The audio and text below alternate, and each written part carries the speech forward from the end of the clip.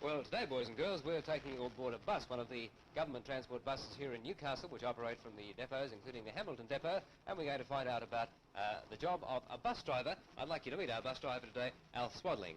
Now, Alf, how long have you been driving buses? About 30 years. All the time with the government transport? About 29 years. And what were you doing before that? I was driving for private enterprise.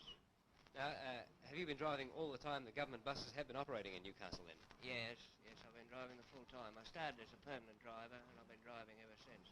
I wonder if we might take a few minutes of your time and find out something about your job there. I believe you've got a few minutes before you go off on your next run, so perhaps if you'd like to turn off the motor and we'll have a bit of a chat here. Now, I understand, Alf, that you are also something of an instructor at the moment, a yes. part-time instructor, is that right? Yes, I do the instructing for the government.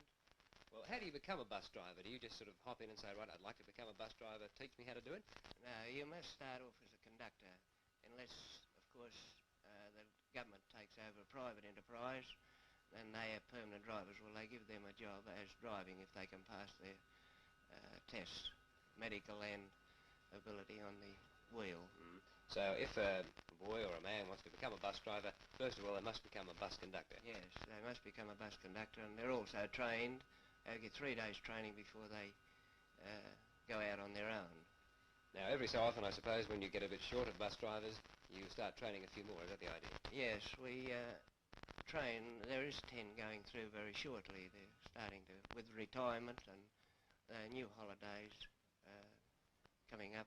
Well, they need more drivers, and therefore I've got 10 to teach in the near future.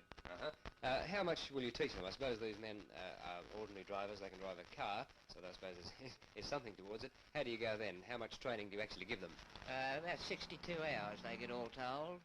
If they don't come up to the required tests, well then the government extends their lessons for so long. They get 12 hours. The 62 hours is actual driving time, isn't it, behind the wheel? Yeah, except for 2 hours. They do so many hours mechanical instructions, and then one of those 62 hours is for tests. With all your years of driving, I think that you must like the job. Oh yes, I like driving very much. Actually, I like being associated with the public.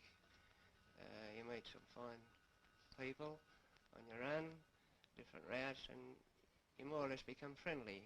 They get to know you, and I like it rather well. I didn't take my promotions for that reason. I could have been higher up in the government. I could have been an inspector, but you prefer to keep on driving? To keep on driving, yes. Now, you were one of the first bus drivers here in Newcastle to actually drive when the government buses came here. What was the route then? 105 was the first bus run that was ever taken over in Newcastle. That's from Mayfield, isn't it? Mayfield to Newcastle, yes. Well, things have spread quite a bit since then. There's more suburbs come on. About how many bus routes are there around Newcastle at the moment? There'd be close to 200, approximately 200. And at the Hamilton depot, how many buses would you have based here? We'd have near enough, I'd say, to 200 buses. What are some of the unusual, interesting things that happen to a bus driver? In all your years of driving, I suppose there must have been quite a lot of happenings out of the ordinary that you may remember?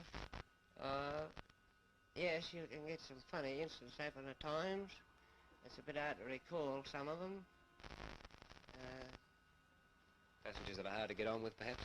Oh, you do strike occasionally a passenger that's hard to get on with. I find 90 or 95% of the public very decent to get on with. It's just that 5% that sometimes get on the bus and they're a little bit annoyed about having to wait for a bus or something's upset them. But you can generally get over that difficulty by not saying too much and siding with them a bit. These bus drivers in Newcastle, would they stick to, say, a route, say, from here to Belmont, or would they go on all the bus routes? Oh, no, you change over. You may come in from Swansea and then go straight out to Spears Point or 105 or any different route. You do different routes all the time. This would mean that any bus driver and every bus driver here in Newcastle could, at a minute's notice sort of thing, hop onto a bus and take it out to wherever it had to go. Oh, yes, you've got to be conversed with all runs. And just what they do. Some runs that might coming out of town in the afternoon have different signs on them. Well, that's all provided on rosters and all that to let us know. That is a very big job, in my opinion, on this job, and that's rostering purposes. Getting the right people on the right buses in the right spot. Yes, oh yes, it's a big thing. They've got to work the awards and all that, and it's quite a big job. Well, thank you very much, Alf, for giving us a few minutes of your time here, and we'll send you off on the rest of your way now. We've met this afternoon in the My Job segment a bus driver in Newcastle, Alf Swadley. And Alf, apart from being a bus driver, is also the instructor at the Hamilton Depot here in Newcastle, and I'm sure you're interested to find out about his job.